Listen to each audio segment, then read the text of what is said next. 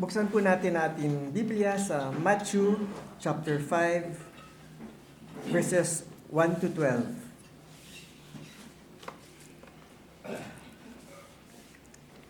Babasahin ko. When Jesus saw the crowds, he went up on the mountain, and after he sat down, his disciples came to him.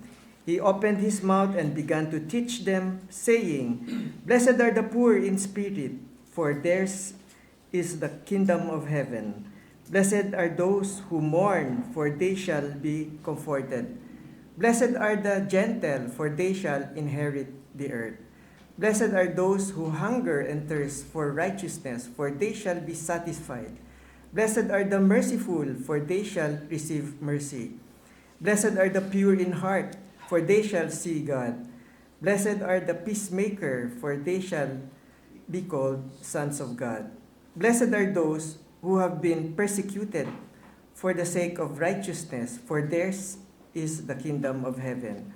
Blessed are you when people insult you and persecute you and falsely say all kinds of evil against you because of me. Rejoice and be glad, for your reward in heaven is great. For in the same way they persecuted the prophets who were before you."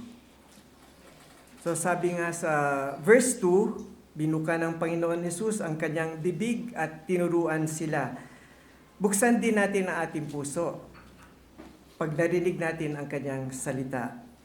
Sa Revelations chapter 3 verse 20, ang nakalagay ay, "Behold, I stand at the door and knock. If anyone hears my voice and open the door, I will come in to him and dine with him and he with me." So ang tunay na galak ay iba sa isip ng mundong ito. Ito ay nasa puso ng mga anak ng Diyos at hindi panlabas. Ang Beatitudes na ito ay binababa tayo sa isang banda at sa isang banda naman ay may galak tayo ngayon at sa hinaharap, kaluwalhatian or glory. At ang tunay na ding galak ay nagumpisa sa spiritual na kahirapan o spiritual poverty na alam natin ay ating kahinaan.